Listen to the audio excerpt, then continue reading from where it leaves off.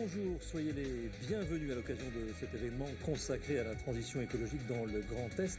Et si on y allait vraiment? Et si on y allait vraiment avec un point d'exclamation plutôt qu'un point d'interrogation, une façon explicite d'afficher la détermination des différents acteurs mobilisés autour de cette ambition, la transition écologique, acteurs dont certains, quelques-uns seulement, sont sur ce plateau. Jean Rotner, bonjour. Bonsoir. Bonsoir, vous êtes le président de la région Grand Est. Merci de nous accueillir chez vous. Bienvenue chez vous, puisque nous sommes au siège de la région à Strasbourg. À vos côtés, ou plutôt à mes côtés, Bertrand Piccard, bonsoir. Bonsoir. Vous êtes le président de la fondation Solar Impulse, qui a signé avec la région une convention de partenariat qui vise à accélérer la diffusion des solutions économiquement, c'est important, viables et pertinentes dans le domaine de la transition écologique. Nous allons évidemment y revenir dans quelques instants. Deux élus complètent ce plateau. Gilbert Roth, maire d'Orlisheim, bonsoir. Vous êtes également vice-président du pôle d'équilibre territorial rural Bruches-Mossig. Et à vos côtés, Patrick Barbier. Bonsoir Patrick. Bonsoir. Vous êtes le maire de Muttersols, vice-président de la communauté de communes de Sélestat et président également d'un PETR, celui d'Alsace centrale.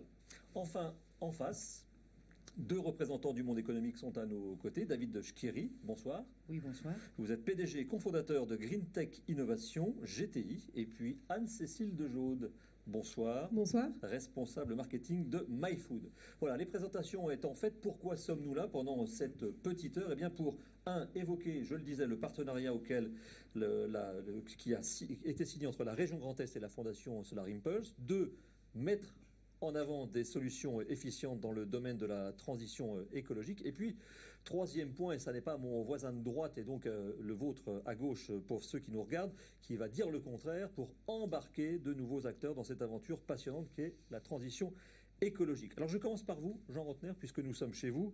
La région, je le disais, a signé un partenariat avec la fondation Solar Impulse pour accélérer la diffusion de solutions économiquement viables, pertinentes dans le domaine de la transition écologique. Pourquoi ce choix? Pourquoi ce partenariat? Une petite genèse rapidement, s'il vous plaît. Mais écoutez, j'aimerais déjà vous souhaiter vraiment la bienvenue dans cette maison qui n'est pas la mienne, qui est la nôtre, qui est la maison de toutes et tous au niveau de la région, le siège, et d'accueillir tout particulièrement Bertrand Piccard. Alors c'est déjà une aventure humaine, et je crois une amitié vis-à-vis de Bertrand. On s'est découvert petit à petit, et puis il m'a convaincu de cette nécessité de s'engager, de ne pas faire seul.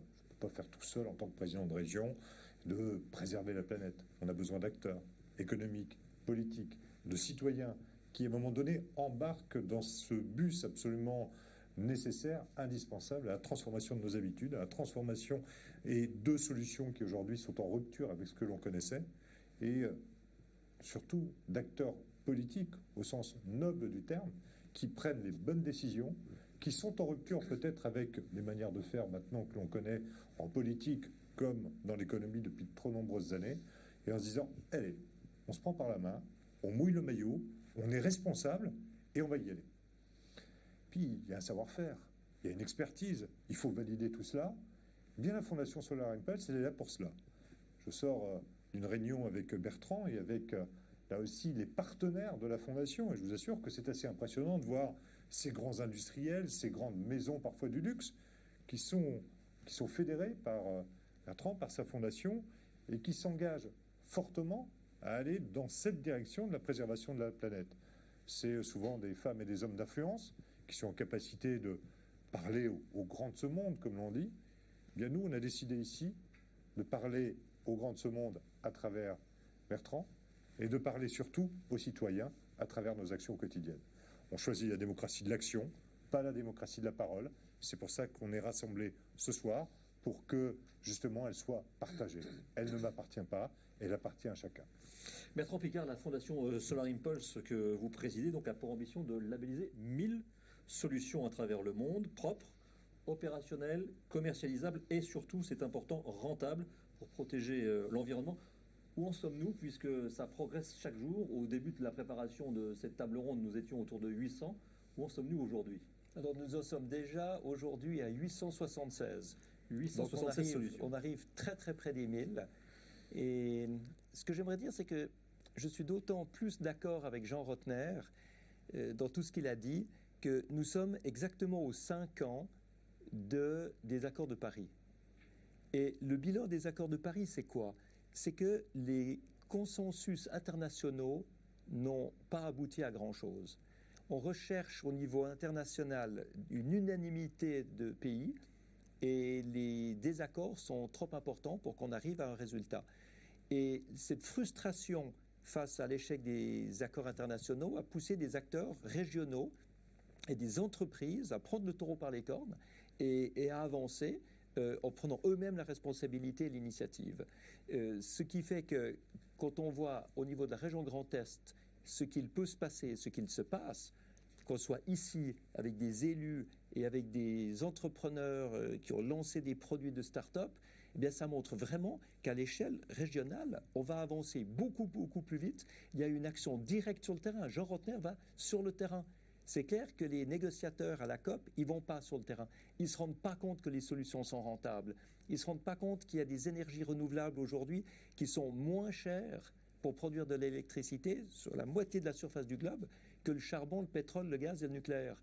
Donc, ce qui manque vraiment, c'est cette prise de conscience internationale. Et maintenant, au niveau régional, on va agir, on va montrer que ça marche, et puis on va faire remonter cette action vers le haut, plutôt que d'attendre qu'elle descende depuis le ciel. Vous parlez d'enthousiasme quand vous défendez les solutions portées par la Fondation Solar Impulse, parce que vous êtes évidemment très enthousiaste à l'idée de porter toutes ces solutions, mais face à vous, vous rencontrez ce que vous dites parfois la peur, puisque ces solutions font parfois peur, alors qu'au contraire, elles devraient embarquer un maximum d'énergie positive. Alors, les solutions technologiques modernes, elles font peur aux vieux dinosaures qui pensent qu'ils vont perdre leur business parce que l'économie et l'industrie amènent des meilleures solutions. Mais ce n'est pas comme ça que l'humanité va progresser. L'humanité va progresser quand les vieux dinosaures vont rajeunir, vont se diversifier, vont prendre des opportunités et vont avancer. C'est comme ça que ça marche. Et quand on parle d'enthousiasme, moi j'aimerais vous dire ce qui m'a tellement marqué tout au début du défi des 1000 solutions. On a créé l'Alliance mondiale pour les solutions efficientes. Et 250 membres fondateurs sont venus à la COP23 à Bonn pour qu'on annonce officiellement cette alliance et cette recherche des 1000 solutions. Eh bien, il y avait un jeune entrepreneur qui était les larmes aux yeux à me dire « Merci, vous nous permettez de nous faire connaître ». Moi, je suis avec une toute petite équipe dans un laboratoire. On essaye désespérément de faire rayonner notre produit. On y croit. Et aujourd'hui, tout à coup, il y a une alliance mondiale et on peut parler à d'autres entrepreneurs, on peut parler au monde politique, on peut parler au monde économique, on a des médias. Et il me dit, grâce à vous, on existe. Et ça m'a tellement touché. Je me suis dit qu'il faut qu'on le fasse à l'échelle de milliers d'entrepreneurs pour donner cette chance à chacun. Les vieux dinosaures ont peur, les dinosaures un peu moins vieux vous disent certes, allons-y, mais ça coûte un peu cher. Et j'insistais un peu sur le terme rentable, c'est aussi ça, évidemment, ces solutions de la fondation que vous portez, c'est que évidemment, ça ne soit pas non plus, permettez-moi l'expression, ça ne coûte pas un bras à chaque fois. C'est pas que ça nous coûte un bras, c'est que ça nous en ramène. Un supplémentaire. Non, mais c'est rentable. Et on n'aurait jamais pu faire un panel comme ça il y a 5 ou 10 ans. Il y a 10 ans, les solutions n'existaient pas. Il y a 5 ans, elles n'étaient pas vraiment rentables. Aujourd'hui, elles existent et elles sont rentables. C'est extraordinaire. Ce qui veut dire qu'on voit même des entreprises pétrolières qui se diversifient dans les énergies renouvelables, dans le forage géothermique. On voit des grandes industries qui inventent des nouveaux matériaux. Alors là, vous êtes très bien lotis dans le Grand Est parce que vous avez Soprema qui nous a amené un grand nombre de solutions qui ont été labellisées à la Fondation. Et au niveau entreprise, c'est extraordinaire, mais au niveau start-up aussi. Donc, il n'y a aucune raison d'avoir peur à partir du moment où on a un esprit un peu ouvert sur le monde et qu'on comprend qu'il faut saisir les opportunités pour évoluer et que chaque fois qu'on bloque des opportunités, on y perd et la planète y perdra et l'économie y perdra. À vos côtés, donc, Gilbert Roth, maire d'Orlisheim. Rebonsoir. Donc, je le rappelle, vous êtes vice-président du pôle d'équilibre territorial rural, le PETR de Bruches-Mossig. Pour celles et ceux qui nous regardent, qu'est-ce qu'un PETR? C'est une réunion de communautés de communes. Alors, pour faire simple, un PETR, c'est un outil pour les Comcom. Donc, si le grand public ne s'en souvient pas, c'est pas très grave. C'est essentiellement un outil qui permet à des communautés de communes de travailler ensemble des sujets qu'ils pensent être plus efficients en étant ensemble. Donc, oublions le mot. Vous êtes ici parce que vous avez participé récemment à un webinaire auquel était invité mon voisin de droite, Bertrand Piccard. Et quand vous entendez l'enthousiasme qui se dégage de lui, évidemment, vous ne pouvez qu'adhérer. Ah oui, j'ai eu la chance, et au printemps, quand il a présenté à la région, j'ai écouté cette présentation. Et la synthèse de ça, je dirais, m'a parlé. En disant, moi, je les synthétisais de la manière, en disant, il faut agir là où nous avons la pleine responsabilité, ne cherchons pas d'excuses. Et n'inventons pas des choses, prenons des choses efficientes, reconnues, et surtout, prenez les plus rentables. Donc quand je me suis dit ça, j'ai dit ça, ça doit parler à tous les entrepreneurs, à tous les élus. Et je dirais, ce qui me plaît là-dedans, c'est que la touche du territoire, hein, parce que le plan climat, c'est un territoire, la touche du territoire, elle sera dans la créativité, de la capacité d'entraîner. Et donc là, je dirais, chaque territoire est différent. Et donc chaque territoire doit choisir ce qu'il va faire, mais il peut aussi choisir la manière d'entraîner et le privé et les entreprises. Et donc, je me suis retrouvé vraiment là-dedans. Vous venez de l'évoquer, Gilbert Roth, c'est justement parce que vous êtes en train de faire un plan climat que vous êtes très intéressé par toutes ces solutions. Et un plan climat, pour une Comcom ou un PETR, même si ça n'intéresse pas le grand public, c'est quelque chose qui est on est face à un mur très élevé quand on se lance là-dedans.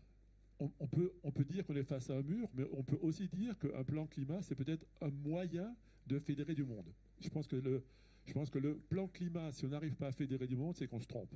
Hein, le plan climat doit donner envie. Et nous sommes dans un plan climat où nous avons décidé d'attendre les élections du mois de mars pour décider des actions qu'on va faire. Mais nous avons quand même, pendant ce temps, je dirais de septembre à mars, on a travaillé sur un sujet qui pour moi est important, c'est-à-dire on a travaillé sur la fierté des territoires, pour dire qu'as-tu fait, qu'est-ce que tu aimerais partager déjà à ce stade-là, parce que si les élus sont prêts à partager, d'autres vont les copier. Et je joue sur ça, et on va faire la même chose avec les entreprises. De quoi êtes-vous fiers, et donnez-nous un nom, un numéro de téléphone, qu'on puisse venir vous voir et partager. Concrètement, deux actions qui ont lien avec la transition écologique que vous avez entamées ou dont vous êtes fiers justement sur le territoire que vous représentez. Je dirais c'est le fait d'avoir une centrale villageoise qui travaille sur ce sujet, c'est forcément une fierté puisque ça montre bien que ce n'est pas que les élus qui agissent. Le fait d'avoir des centrales, je dirais, thermiques, et nous avons quand même une entreprise assez énorme, c'est Siad Brown qui fait les pellets. Et donc quand on voit ça, je dirais, on a envie de dire que ces pellets qui sont produits dans notre région, dans notre territoire, il faudrait qu'on garantisse qu'elles ne fassent pas plus de 50 km et qu'elles soient consommées avant. Et qu'on ne soit pas assez bête de les laisser partir et qu'on les consomme. Qu'est-ce que vous attendez d'une réunion comme celle-ci et de cette fondation Solar Impulse, de cette réunion, de ce partenariat entre la région Grand Est et la fondation? Alors la région étant très investie et récemment, je dirais, le fait d'avoir dit qu'un équivalent temps plein par communauté commune va travailler le sujet, va nous aider. Et donc ce genre de réunion, je dirais, ce qu'on cherche à trouver, quelles sont les bonnes idées qui peuvent s'appliquer, où la région est partenaire, parce que évidemment qu'à la fin, il y aura des investissements à faire, mais aujourd'hui, je dirais, on ne peut pas mettre en avant le problème de l'argent en premier, parce qu'on voit bien que et le gouvernement et les régions sont quand même là pour donner des impulsions, et en choisissant les bonnes, on devrait quand même avoir un retour sur investissement largement inférieur à 4-5 ans, et quand même, les retours sur investissement à cette vitesse-là sont quand même assez rares, donc profitons-en. Merci. Alors, évidemment, vous reviendrez dans cette discussion et je vous invite chacun et chacune à intervenir quand vous le souhaitez. Faisons un tour de table pour continuer avec Patrick Barbier, donc maire de Muttersholtz, vice-président de la Comcom de Célestat, en charge de la transition énergétique, ça tombe bien, dont la mobilité. Et puis vous êtes donc le président du PETR d'Alsace centrale. Vous représentez d'abord le village de Muttersholtz, qui est un village très en avant. Je ne sais pas si Bertrand Piccard le sait, mais vous avez été capitale française de la biodiversité en 2017, ce qui est incroyable puisque c'était la première fois qu'une commune de cette petite taille était reconnue après d'autres communes bien plus grandes. Donc vous êtes déjà bien engagé sur le sujet. Oui, c'est une vieille histoire à Muttersholtz. C'est vrai, et si je suis là ce soir, c'est parce que je crois aussi à l'intelligence humaine. Je résiste pas à vous raconter une petite histoire très personnelle, mais je pense qu'on est quelques-uns de notre génération à avoir eu certainement la même histoire. Moi, le 21 juillet 1969, j'étais devant ma télé avec mon papa qui était à côté de moi et on regardait. Je vois que vous avez compris. Hein, Vous parlez à un pilote. Quand même. Voilà, c'est ça. Au départ.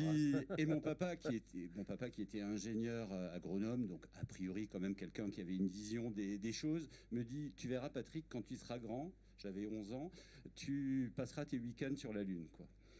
Et aujourd'hui, ça fait sourire tout le monde, évidemment, hein, mais cette intelligence qui, à cette époque-là, était vouée à une espèce de progrès sans fin, sans limite, aujourd'hui, finalement, la seule différence, c'est qu'il faut qu'on l'applique à l'enjeu majeur maintenant, à mon avis, pour le reste de l'histoire de l'humanité, c'est d'arriver à continuer à vivre et à bien vivre et même à mieux vivre sur notre petite planète limitée, parce qu'on sait bien que la conquête spatiale ne fera pas de miracle, en tout cas pas à moyen, à court et à moyen terme.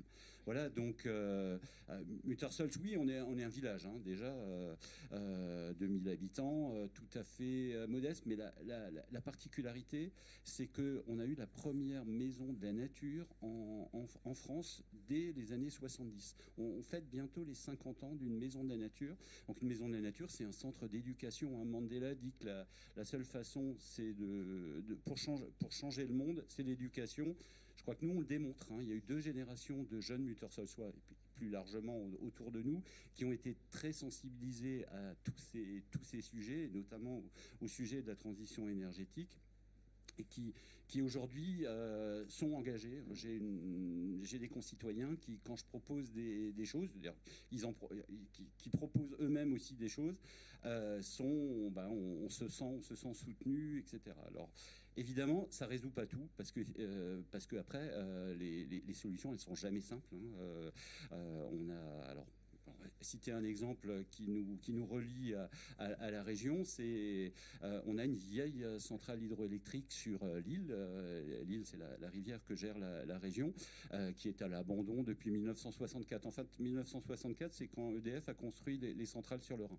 Donc les petites centrales sur les petites rivières, elles ont été fermées. On s'est dit, bon, c'est une autre époque.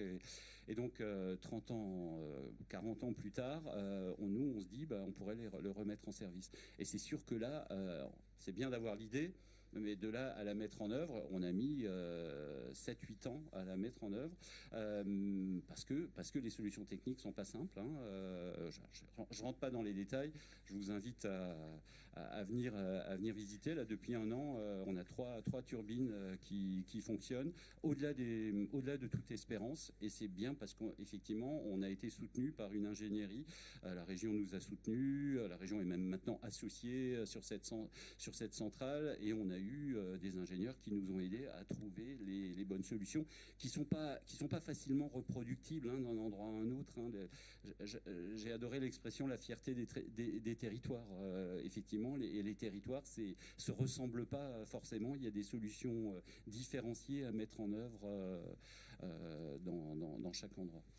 Patrick Barbier et Gilbert Roth, merci. On ne vous a pas entendu sur un sujet qui est pourtant un sujet majeur quand on est élu d'une commune et qu'on regarde ses finances de très très près. C'est ce qui concerne l'éclairage public. Et vous allez sans doute être très intéressé par David Schkiri, PDG et cofondateur de Green Tech Innovation, qui est basé à Metz sur le Technopôle. Alors, vous avez parlé de juillet 69. David Schkiri pourra raconter plus tard à ses enfants et petits-enfants qu'il a créé sa start-up le 11 mai 2020, le jour du déconfinement. Donc ça ne s'invente pas. C'est une création qui est sans doute partie sous de bons auspices. Quel est le domaine d'activité donc de l'entreprise GTI, Green Tech Innovation, David? Bonjour à tous, tout d'abord, et merci beaucoup de nous accueillir dans ce bel endroit. Le domaine de prédilection en fait de Green Tech, ça a été d'abord la genèse de savoir comment est-ce qu'on pouvait être acteur pour la planète dans des domaines qui étaient déjà les nôtres en fait en termes de spécialité, et notamment la partie énergétique. Et on a fait un tour d'horizon et en s'apercevant qu'il y avait plusieurs décennies où rien n'avait été fait en matière technologique sur la partie d'éclairage extérieur, et qu'il y avait de fortes économies à pouvoir faire sur les 9 millions de points lumineux que compte ne serait-ce que l'Hexagone, sans parler de ce qui concerne la planète.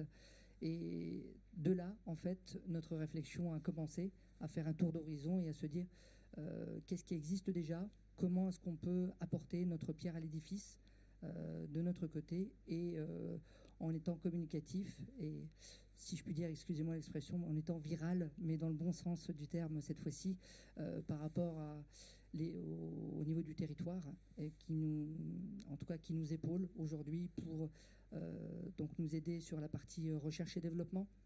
Sans la région aujourd'hui qui nous aiderait au quotidien, on n'aurait pas atteint ce degré de maturité. Donc j'en profite effectivement aussi pour remercier la région et Jean Rentner en particulier sur ce point-là.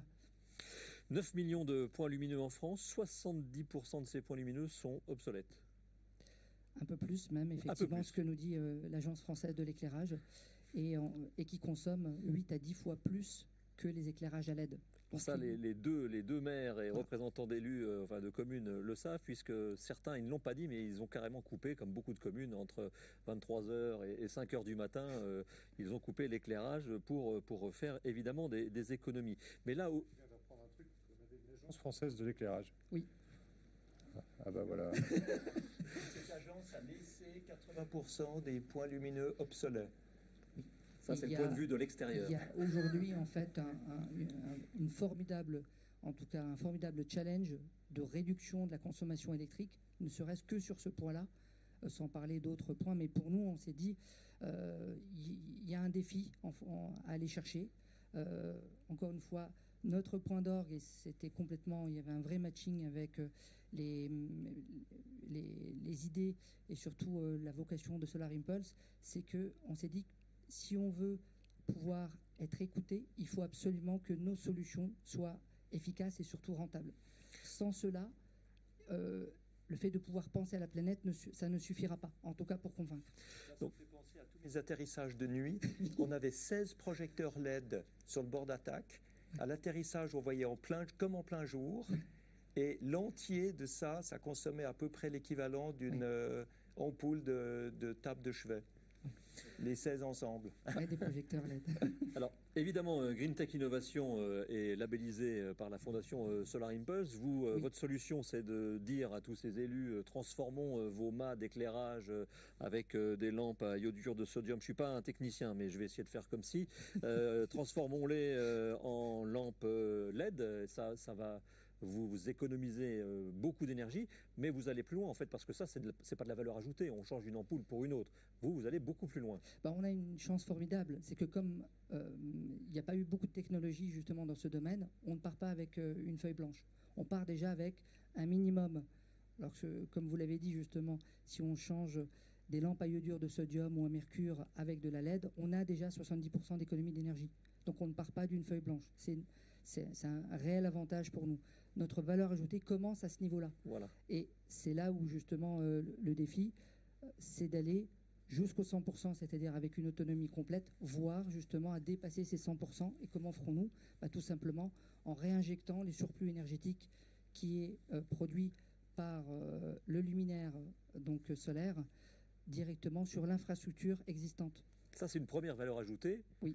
Si j'ai bien compris, il y en a une autre, c'est que, ça j'ai découvert ça aussi, c'est que vous transportez de la data par la lumière donc de chaque mât.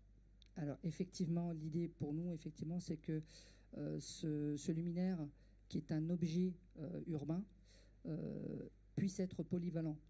Le but n'étant pas de multiplier les objets, en tout cas dans le paysage urbain, mais de leur donner des fonctions qui soient intelligentes et complémentaires, et en particulier le LiFi, donc l'Internet par la lumière, donc où on a un véritable processus de communication qui lui est complètement simple par rapport à la biodiversité, mais surtout pour l'être humain, puisqu'il n'y a plus d'ondes électromagnétiques. Et en même temps, il permet de pouvoir transférer des très gros débits, puisqu'on est au minimum à 100 mégas en fait, par seconde, ce qu'on n'aura jamais dans les technologies sans fil que l'on a aujourd'hui, par exemple. Et tout ça, je me fais un peu votre VRP, tout ça en ne changeant que la tête du mât, c'est-à-dire que ça n'est pas aussi difficile que ça semble. En tout cas, on a réfléchi dans notre cahier des charges pour qu'on puisse utiliser l'existant. C'est-à-dire, on sait pertinemment qu'aujourd'hui, pour changer de l'éclairage extérieur, C'est un coût qui est très important pour la collectivité. Et les 2 tiers, en tout cas, de changement d'un lampadaire, c'est le génie civil, c'est l'infrastructure physique. Donc on a travaillé uniquement, comme vous l'avez dit, sur la lanterne, sur le luminaire, pour pouvoir en tout cas s'appuyer sur les infrastructures existantes, donc les mâts, s'ils sont tout à fait, en tout cas, adaptés. À ce moment-là, on va uniquement changer la tête des luminaires. Plus besoin de tirer des câbles non plus pour les nouveaux lampadaires, ce qui est extrêmement important. Oui, et l'entretien et l'installation de ces luminaires qui peut se faire extrêmement rapidement. Et puis derrière, vous avez encore une solution, puisque tout ça est à tiroir. À partir d'un simple lampadaire qui, au départ, donc, consomme énormément, vous en faites véritablement une mine, à la fois pour peut-être même gagner en profitabilité, mais aussi en information, puisque derrière, vous embarquez une technologie d'intelligence artificielle pour, si j'ai bien compris, les capteurs, pour avoir des informations triées correctement et qui soient utilisable par l'élu qui pilote ou son adjoint, par exemple. Alors l'idée, comme vous l'avez signalé, c'est le challenge dans lequel on est engagé pour les 3 prochaines années. Et on est très très bien entouré avec des forces vives dans la région Grand Est, auprès de laboratoires et aussi de partenaires industriels qui ont tout de suite cru en fait à la solution et qui ont vu en fait la vision future. C'est l'intelligence artificielle, c'est un mot. Mais l'idée pour nous, c'est d'en faire que l'éclairage, en fait, aujourd'hui, puisse réellement être intelligent. Une intelligence, ça n'est pas simplement donc un dispositif informatique. C'est un dispositif, là aussi, qui doit apprendre, en tout cas, s'optimiser et permettre de déboucher sur un outil de stratégie, en tout cas d'économie d'énergie, pour les collectivités en fonction de leurs desiderata au départ. Un exemple très simple, et je pense qu'on sera plus concret sur un cas d'étude. On a intégré aujourd'hui sur déjà des pré-séries, donc des capteurs d'environnement, qui vont à tout moment en fait renseigner donc le dispositif d'éclairage sur sa manière de fonctionner en fonction des conditions extérieures de météo. Et cela en fait n'existait pas précédemment. Cela permet là aussi de pouvoir moduler donc la puissance de l'éclairage pour toujours avoir un éclairage qui soit continu sans rupture de continuité de service, mais également avec un état de charge de la batterie qui est embarqué dans le luminaire. Et à tout moment, le dispositif en fait va se réadapter pour apporter en tout cas la fonctionnalité qui lui est demandée, là où les fonctionnalités. Avant d'entendre la réaction de Bertrand Piccard sur cette solution, j'aimerais qu'on entende les 2 élus, puisque vous ne l'avez pas évoqué, mais lorsque nous nous sommes parlé, vous en avez parlé, vous, de façon spontanée, ce coût de l'éclairage public. Voilà, vous avez en face de vous, vous avez quelque chose qui fonctionne. Absolument, j'étais très, très attentif. Alors, je ne vais pas vous proposer de venir à Muttersholz pour voir ce qu'on peut faire, parce qu'on vient, on vient de faire un gros effort justement sur l'éclairage public. Alors peut-être que si on vous avait connu avant, on aurait peut-être fait encore mieux. Mais tout ce que vous venez de dire, effectivement, transformation des luminaires, on les a mis presque tout en LED. On a mis des réducteurs de puissance également.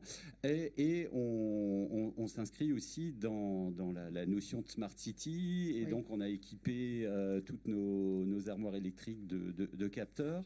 Et d'ailleurs, juste pour l'anecdote, donc jusqu'à présent, une commune, la consommation électrique, on avait juste les factures pour voir en gros ce qu'on consommait.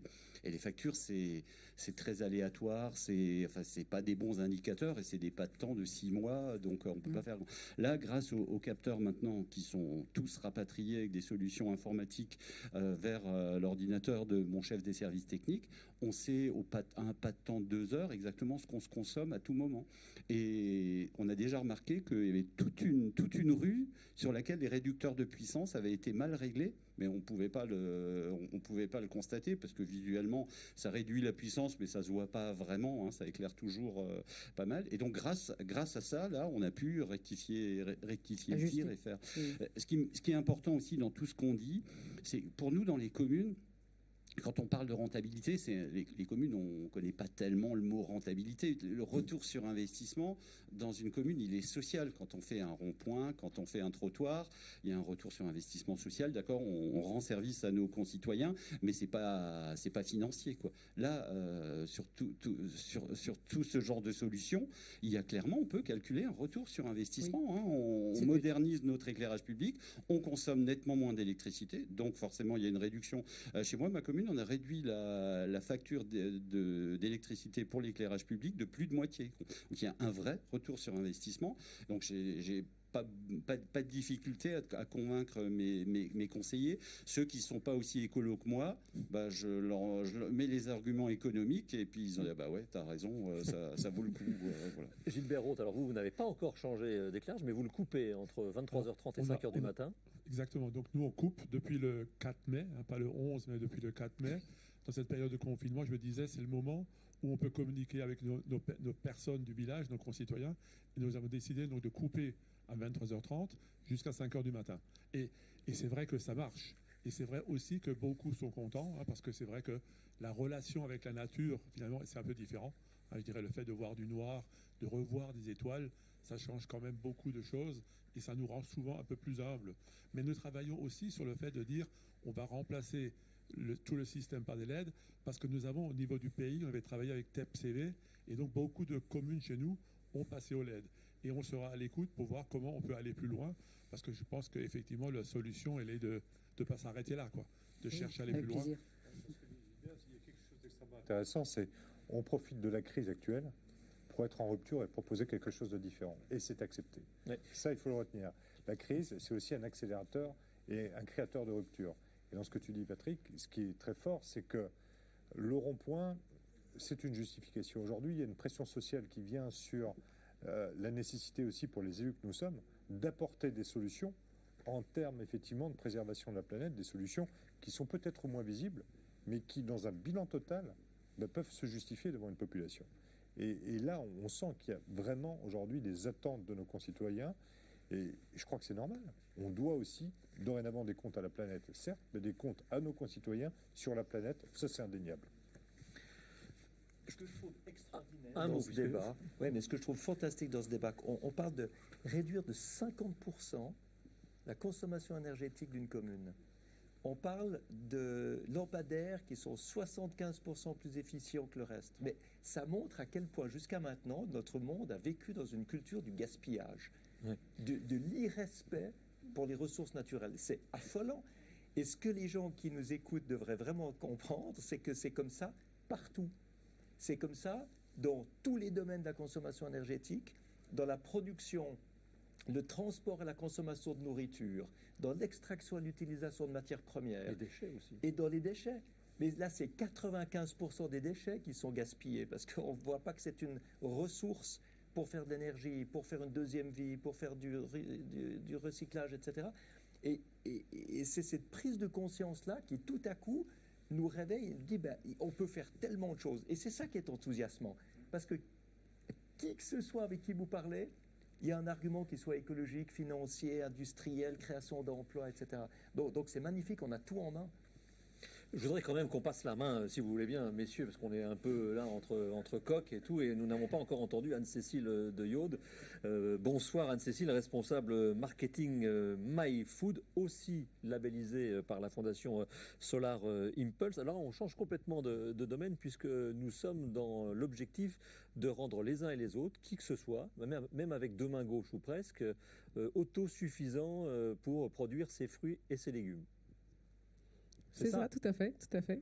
Alors déjà, merci de nous avoir invités. Je suis super content d'être là et de pouvoir discuter autour de cette table ronde avec vous. Effectivement, avec MyFood, on a pour objectif de relocaliser l'alimentation au domicile de chaque citoyen. Alors, de quelle manière ? Alors, on fait ça de plusieurs façons. La première, on va dire, c'est peut-être pour les gens qui ont un peu moins la main verte. Mais donc pour cela, on propose des serres innovantes qui sont livrées clés en main. Et elles sont aussi livrées avec l'accompagnement d'agronomes, d'ingénieurs agronomes et d'une communauté d'utilisateurs, on les appelle les pionniers.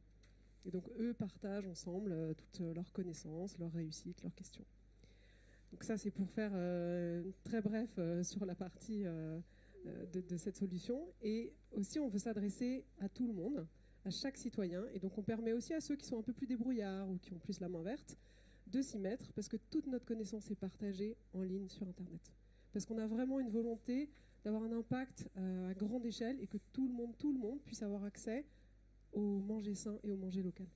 Donc les serres, si vous allez sur le site MyFood, vous pourrez le voir, ont des tailles très différentes. Hein. De 100 à 400 kilos de fruits et légumes, vous garantissez par an en production. C'est ça. Donc on fait ça avec différentes techniques. On utilise notamment la permaculture, l'aquaponie, la culture verticale. On a aussi un aspect connecté qui permet d'améliorer la réussite ou d'améliorer les cultures. Donc effectivement, avec une petite serre de 3,5 mètres carrés qui tient sur un balcon, un toit, une terrasse, pas forcément un jardin, on peut produire jusqu'à 100 kg de fruits et légumes par an. Et avec une grande serre de 22 mètres carrés, on peut produire jusqu'à 400 kg de fruits et légumes par an. Quels sont les clients intéressés? Est-ce que ce sont des gens qui sont, je fais volontairement un portrait, qui roulent en trottinette, qui mangent des graines, qui sont vraiment écolo? Quelle est la cible que vous visez? Alors pas forcément, c'est vrai qu'aujourd'hui c'est plutôt des gens qui habitent en périphérie des villes ou à la campagne, même si notre petite serre permet aussi de toucher les urbains. C'est pas spécialement des mangeurs de graines, hein. C'est vraiment, quelle est la volonté derrière, leur souhait? La volonté, c'est de mieux manger et de faire attention à la planète, puisqu'on ne fait plus venir ces salades de dizaines de milliers de kilomètres, mais on les fait venir de son jardin, de son balcon. Donc vraiment, l'idée, c'est de préserver son alimentation, sa santé et sa planète. Le président Renter parlait de rupture avec le confinement, et c'est aussi un sujet que développe Bertrand Piccard en disant il faut qu'on en profite pour ne pas faire le monde de demain comme le monde d'avant et qu'on ne reparte pas sur les mêmes bases, puisque ça ne servira à rien. Est-ce que vous sentez depuis le printemps, justement, un changement? Est-ce que les commandes se sont envolées, les demandes ont été très fortes? Oui, tout à fait. On sent bien que depuis le premier confinement, notamment, il y a vraiment une inquiétude autour de l'alimentation et un questionnement. Et aussi, on n'a plus forcément envie d'aller mettre les pieds en magasin trop souvent. Donc, on sent bien qu'il y a un intérêt accru pour notre solution. Et surtout, avec le fait qu'on propose cet accompagnement avec des agronomes et toute la communauté, en fait, on ne se sent jamais seul face à ces cultures. On a toujours quelqu'un qui est là pour nous aider. Et puis, en fait, on recrée du lien social aussi. En période de confinement, on ne peut pas aller discuter avec des gens, et ben, les gens discutent sur le réseau et partagent leur petit bonheur et leur réussite. Et ça, c'est vraiment incroyable de voir à quel point les gens progressent. Ils sont contents de le partager entre eux. Alors, il y a les particuliers qui sont évidemment intéressés, mais pas que, puisque des collectivités, des entreprises, des écoles peuvent aussi y trouver un intérêt. Tout à fait. On a aussi une partie de notre clientèle qui est professionnelle. Donc, ça regroupe des sortes, enfin, tout type de professions. Alors, on a bien évidemment des collectivités, des communautés de communes. Je pense à Phalsbourg, par exemple, qui a installé une serre. Ça peut être des crèches, des écoles, des restaurants. Ça, peut-être vous l'attendiez déjà. Et aussi, on a un côté assez intéressant avec des EHPAD, puisqu'en fait, les serres s'avèrent être aussi un outil thérapeutique intéressant qui permet de remettre les personnes âgées en forme, que ce soit physiquement et mentalement, puisque ça leur fait énormément de bien d'être dans la serre. Alors je le disais en ouverture, cette table ronde est faite aussi pour embarquer un certain nombre d'acteurs dans cette solution pour la transition énergétique, mais aussi pour se dire les choses et voir quels sont les atouts, mais aussi les freins. Et il paraît que parfois, vous rêvez d'une solution au petit matin et vous rêvez de Jean Rotner et de Bertrand Piccard en train de signer un document. Lequel ce serait ce document ? Alors c'est vrai que je fais peut-être un rêve, j'espère pas trop bizarre, mais assez concret. Peut-être qu'il se réalisera un jour, mais c'est vrai qu'aujourd'hui on se heurte un petit peu à des démarches administratives pour les particuliers au moment de l'installation de la serre. Et alors dans mes rêves les plus fous, si on pouvait un jour peut-être mettre en place une charte ou un engagement où Monsieur Piccard ou Monsieur Rotner pourraient nous soutenir là-dedans. En fait, l'idée, ce serait de systématiser au niveau de chaque commune ou collectivité l'exemption de taxes potagères lorsqu'on installe une serre chez soi. Parce qu'en fait, aujourd'hui, quand on installe une serre, on doit faire une déclaration de travaux. Un peu comme si on faisait un chalet de jardin. Exactement, voilà. Exactement. Le président, alors, je vois que voilà, vous levez les yeux au ciel. Pas de note faire. Oui. Alors c'est pas un abri de jardin en fait, on ne dure pas, c'est vraiment pour se nourrir. Et aujourd'hui aujourd'hui, on se retrouve avec une taxe qui est une démarche administrative qui freine les gens et on pense qu'on pourrait doubler notre chiffre d'affaires et notre activité si on systématisait l'exemption de cette taxe. Parce qu'aujourd'hui, il y a des collectivités qui l'ont déjà enlevée, qui ne la demandent pas. Donc on pourrait vraiment le faire à l'échelle de toute la région du Grand Est. On pourrait devenir une région exemplaire, et continuer de développer l'installation de serres en rayonnant en France puis dans le reste du monde. C'est une réglementation nationale ou régionale qu'il faudrait changer? Alors, ça peut se faire au niveau de la région, puisqu'aujourd'hui, il y a déjà, même au niveau de la commune, aujourd'hui, il y a déjà des communes et des maires qui exemptent les gens de cette taxe. Qu'en pensent les deux élus qui sont là? Est-ce que vous la connaissiez, cette taxe? Est-ce que vous êtes prêt à l'exempter pour que les serres poussent plus nombreuses dans vos communes? Je pense que je dirais tout est dit. C'est vrai que laisser faire une serre de quelques mètres carrés, il n'y a pas d'enjeu, je dirais, d'argent. Donc effectivement, je dirais l'exempter. S'il faut qu'on prenne, mais si chaque conseil municipal doit prendre une décision, ça va être lourd et compliqué. Il faut qu'on trouve une solution plus simple. Mais on peut travailler ce sujet, je dirais, déjà au niveau du PETR, par exemple, voir si toutes les communes sont d'accord. Mais c'est vrai que administrativement, ça n'a pas de sens. Donc on est très près de signer le document déjà ce soir. Hein. Oui, c'est bon signe, j'aime beaucoup ce que j'entends. On a été sollicité, on a déjà fait remonter effectivement ce sujet vers nos autorités supérieures pour voir si on ne pouvait pas trouver, là aussi, une disposition qui facilite à la fois le travail des communes et le travail des entrepreneurs que vous êtes. Mais moi, dans votre histoire, dans vos histoires, moi, ce que je note, il y a un point commun. Je n'élude pas la taxe, hein. J'y reviendrai. Mais c'est que vous dites, on a créé une communauté. Ça, c'est super intéressant. C'est vraiment hyper intéressant. Et finalement, les deux élus de l'autre côté du débat, ils ont dit la même chose. J'ai créé une coopérative. Je travaille avec mes habitants qui me fournissent des idées. Et vous, à travers la donnée et à travers un certain nombre, vous avez aussi une communauté qui va petit à petit se constituer. Et Bertrand Piccard, il crée aussi une communauté à un autre niveau. Et ces communautés-là, elles doivent se parler aujourd'hui.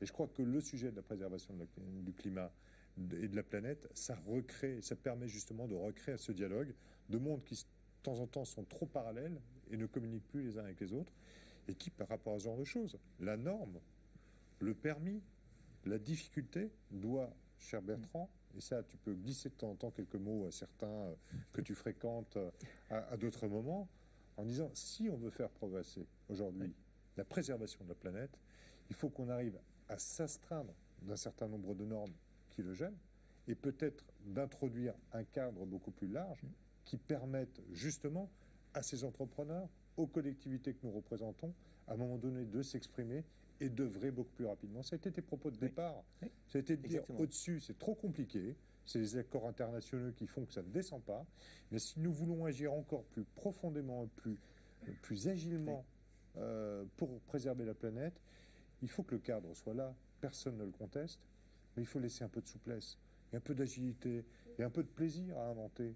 Si on n'a pas de plaisir à créer des choses, et à créer ces communautés-là, parce qu'on est complètement contraint, eh bien on freine cet enthousiasme et cet élan. Et c'est tellement vrai ce que tu dis. Ça montre bien que la réglementation, c'est pas simplement quelque chose pour interdire. La réglementation, elle doit souvent évoluer pour permettre quelque chose qui aujourd'hui est interdit. C'est ça l'évolution de la réglementation. Anne-Cécile, sur le sujet. C'est exactement ça, c'est exactement ça. C'est comme ça qu'on aura... si on assouplit la réglementation et qu'on la systématise déjà au niveau de notre région, on pourra, c'est sûr, installer beaucoup plus de serres, créer des emplois dans la région, dans notre société, et continuer à développer cette relocalisation de l'alimentation à domicile. Livré en Suisse. Oui, tout à fait. D'accord, alors j'en commande une. Ah, super. 300 serres dans le monde, 80% en France. Donc, Ils sont partis à Las Vegas, ils étaient au salon de l'agriculture, ils ont une démarche Non, marketing j'en commande une parce que hyper je veux punchy, lancer ça en c'est Suisse. vraiment, alors, le plus intéressant, c'est de voir le résultat dans 6 à 9 mois, si on peut regarder ce que vous avez produit. Ah, c'est comme- important. comme Donc, Très si bien vous chez toi. remarquez, je peux me permettre de la commander en ne posant aucune question sur le prix, parce que vu que c'est labellisé par la Fondation Solar Impulse, c'est forcément rentable. Oui. Donc, ça vaut la peine de toute façon. Donc je me base sur mes propres concepts. Je vous en commande une, les yeux fermés. Je sais que ce sera bien. Très bien, j'arrive avec mon devis dès qu'on a fini. Un sujet aussi que j'aimerais qu'on aborde pour terminer, ou presque cette table ronde, c'est la façon, et vous le souhaitez aussi, c'est de parler de façon centralisée, alors que ce soit aux collectivités, aux clients, mais c'est de se dire, voilà, ne réinventons pas la roue chacun dans notre coin, et nous sommes là justement pour ça. Et ça, c'est évidemment, vous parlez là à 2 représentants, vous parlez à Jean Rotner, mais vous souhaitez trouver une caisse de résonance plus grande. Est-ce que vous avez des suggestions à faire sur le sujet ? Alors pour donner un exemple très concret, on vient de faire une belle opération là, avec Novo Nordisk, un partenariat avec aussi la fondation Cities Changing Diabetes. Et l'idée là, c'est de développer l'éducation et la pédagogie autour du bien manger et de faire de la prévention du diabète. Et donc avec Novo Nordisk et l'Eurométropole de Strasbourg, on a installé 2 serres dans des écoles à Strasbourg. Et ça serait vraiment super si on pouvait le développer au niveau de chaque communauté de communes. De façon plus générale, parce qu'aujourd'hui on s'adresse à chaque commune séparément, mais c'est vrai que si on pouvait avoir un autre niveau d'interlocuteur et qu'ensuite ce soit plus facile de s'adresser à chaque école, ou de dire que chaque commune pourrait installer une serre dans chaque ville pour développer la pédagogie et faire de la prévention sur l'alimentation et la santé. Président, est-ce que vous pouvez prendre un engagement là ou tenter de faire quelque chose pour que les différents projets, qu'ils soient labellisés Solar Impulse ou ceux qui vont rentrer, puisqu'on n'en a pas parlé, mais je crois que nous en sommes à 20 dans la région Grand Est, pour l'instant, puissent trouver une résonance un peu plus large et s'exprimer au plus grand nombre? On commence ce soir. C'est l'exemple d'une expression, et moi je connais bien parce que je les suis et je regarde. Je suis extrêmement attentif déjà dès le départ de MyFood, ça m'a séduit. Nous, l'objectif, c'est de pousser toutes ces innovations, de les incrémenter aujourd'hui sur le territoire, d'avoir effectivement cette rencontre entre élus et entrepreneurs qui... Alors, on a les entrepreneurs de la région, mais on a aussi les entrepreneurs qui viennent apporter des solutions à la fondation. Et un de nos engagements, c'est aussi que cette fondation puisse incrémenter aujourd'hui sur notre territoire les solutions qui nous intéressent. Et les serres font partie de cette éducation à la jeunesse, au circuit court, enfin tous les sujets sur lesquels on va se battre sur les plans climat, dans les plans climat ou au niveau effectivement des PETR ou de notre stratégie régionale pour justement... On va développer une stratégie régionale et une feuille de route pour la santé. C'est ce genre de démarche qui nous intéresse et on va en faire donc la promotion à travers nos dispositifs sur tous les territoires, bien sûr. Bertrand Piccard, sur les 2 exemples, sur les 876 que vous avez labellisés, quel est le regard que vous portez sur les solutions qui sont proposées, qui sont très différentes, hein, l'une sur la lumière, l'autre sur, j'allais dire, quelque chose de très concret, la consommation. Vous savez, c'est logique autant qu'écologique. Et ça dit tout. Il n'y a pas besoin de très haute technologie pour faire une serre. Il faut simplement un concept qui fonctionne sur le plan économique pour que ça puisse attirer des clients. Sur le plan des lampadaires, c'est plus technologique et ça permet des économies et de la création d'emplois. Et puis il y a d'autres solutions dans les ventes. On a parlé de toutes celles de Soprema dans la construction, mais il y a aussi Ubique, qui est une entreprise du Grand Est, qui fabrique du froid magnétique. Vous savez ce que c'est que le froid magnétique? Alors, je vais dire que non. Mais ce qui est extraordinaire, c'est que personne ne sait ce que c'est que le froid magnétique, mais c'est une manière de créer du froid avec grâce à des pertes d'énergie qu'on récupère, sans avoir besoin de gaz réfrigérant. Donc, c'est bon pour l'atmosphère et c'est bon pour l'économie. Et c'est juste quelque chose qui est logique et qu'on devrait pouvoir utiliser partout. Alors moi, ce qui me plaît, c'est de voir comment une région qui prend en main cette question-là pourrait rayonner dans le monde avec des nouvelles technologies qui seraient exportées partout, qui créeraient des emplois ici et qui feraient du bien partout ailleurs. Patrick Barbier, je vous vois réagir par rapport à tout ce que vous avez entendu. Quels sont pour vous les freins pour... le titre, c'est « Et si on y allait dans cette transition écologique ?» Quels seraient les freins à lever? Alors, on a bien compris qu'il y avait des freins un peu réglementaires, légaux, appelons-les comme on veut, mais est-ce qu'il y en a d'autres? Vous nous disiez que finalement l'aspect financier vient ensuite, c'est plutôt l'aspect technique. Quand on est élu, on a besoin d'avoir des experts autour de soi pour être bien conseillé. Oui. je crois beaucoup à l'intelligence collective. Hein. Tout seul, on ne peut pas grand-chose. Dès qu'on est bien connecté avec des réseaux, avec des experts, les solutions existent. Hein. Je crois que votre catalogue le démontre bien. Le tout, c'est d'arriver à faire la connexion, à choisir la bonne solution aux problèmes qui se posent localement. Voilà, c'est pas vraiment des freins, mais c'est un vrai travail. Je veux dire, c'est sûr que la transition écologique, elle se fera pas en restant dans son fauteuil. Hein. Il y a vraiment un défi absolument majeur auquel on doit être le plus nombreux possible à s'atteler. Moi, ce que j'avais aussi envie de rajouter là, c'est que dans toutes les solutions dont on parle, il y a une dimension qui est la dimension de la relocalisation.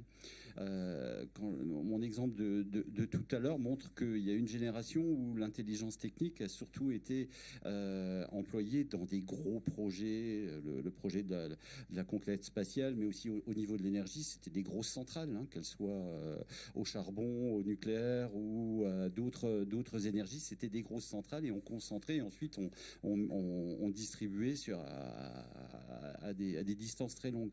Aujourd'hui, les solutions, alors la solution de MyFood, alors là, vous allez très loin dans la relocalisation, puisque là, c'est carrément dans produire sa nourriture dans le jardin.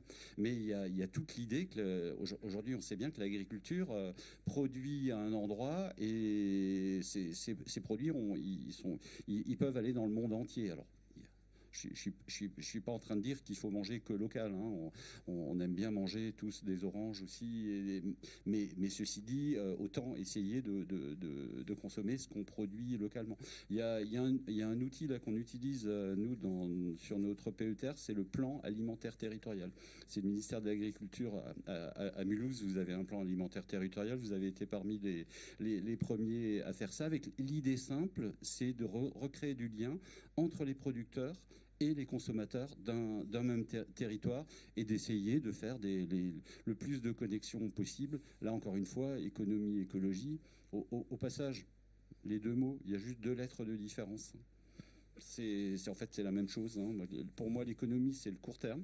C'est comment on se nourrit, comment on se déplace, comment on instruit nos enfants là, aujourd'hui.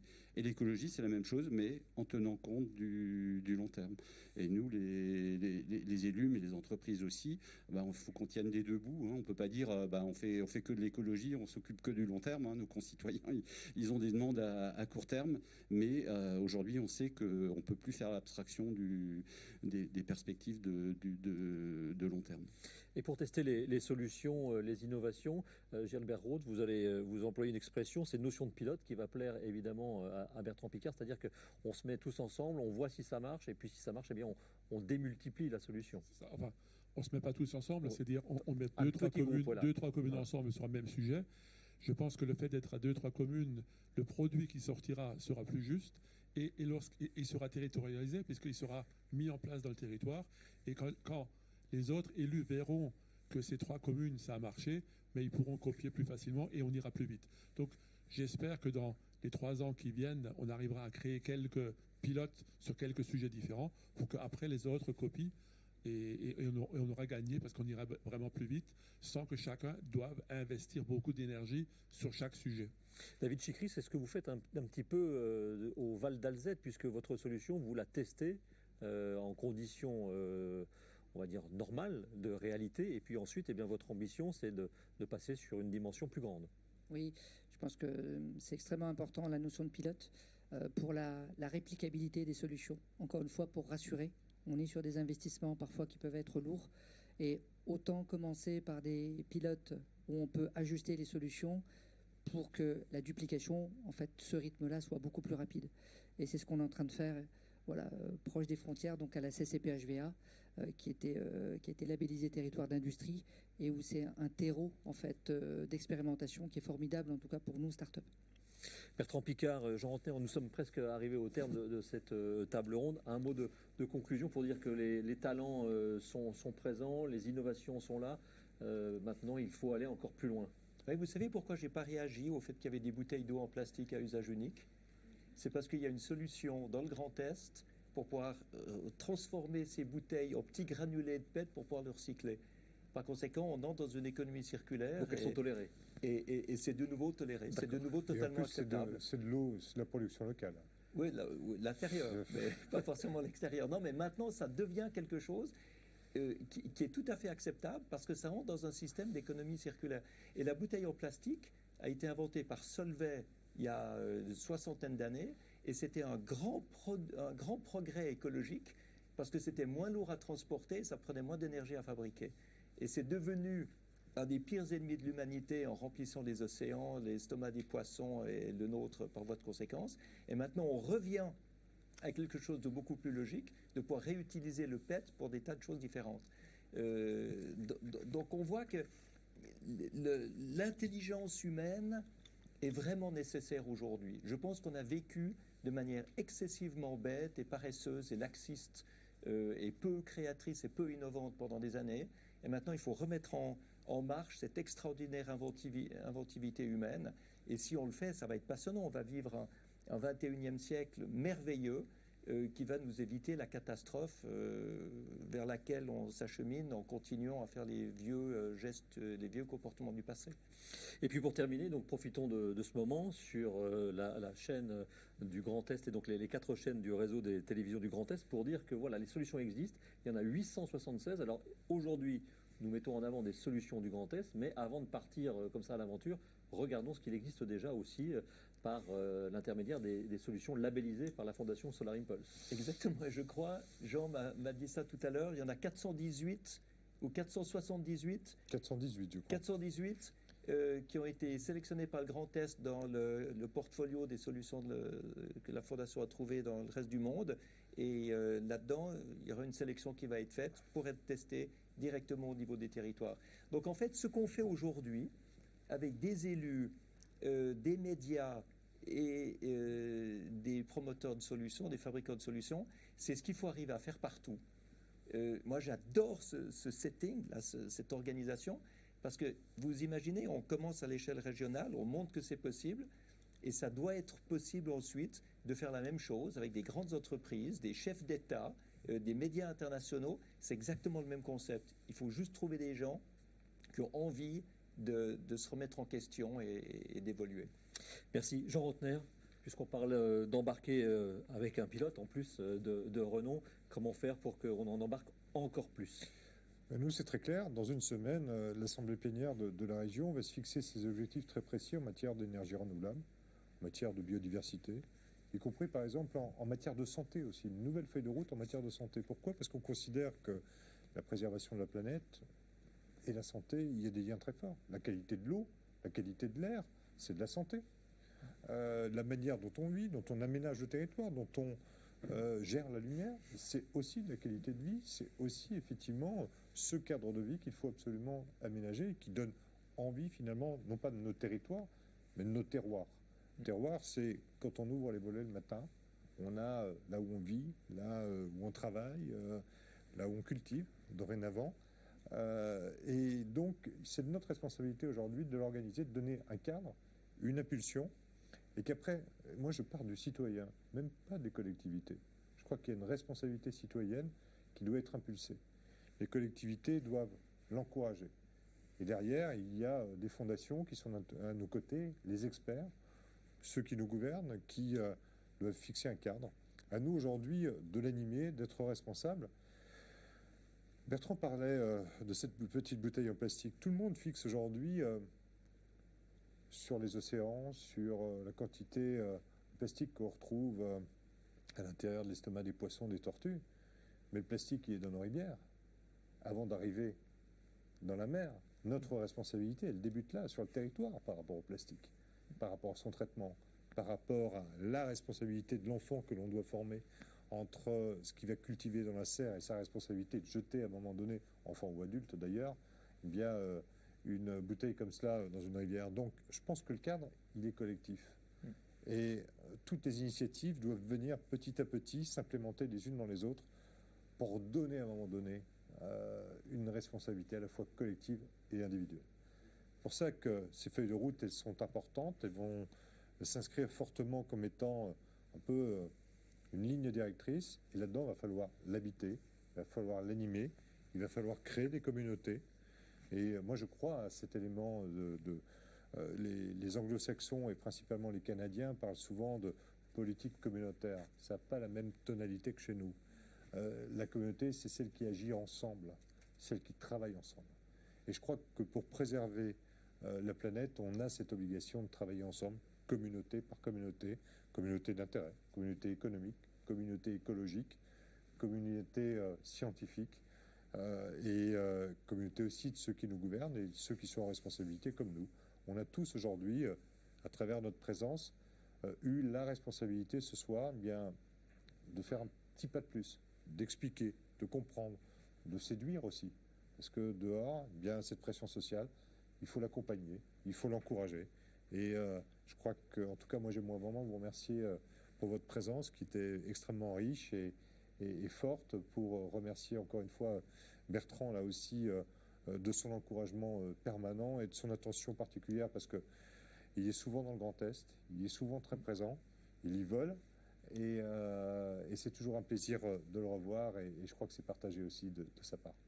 Merci en tous les cas à vous 6, et j'espère que le virus nous laissera tranquille pour qu'on puisse vous revoir à un endroit où vous volez régulièrement. C'est le Grand Test mondial Air Ballon qui a lieu l'année prochaine à Chamblay, et auquel vous rendez visite, je crois, quasiment à chaque édition. Donc voilà. Merci à tous les 6, merci de nous avoir suivis, merci aussi aux équipes techniques d'Alabama qui ont produit cette table ronde, et au réseau des télévisions du Grand Est sur lequel il a été diffusé, notamment en direct sur les différents sites et réseaux sociaux.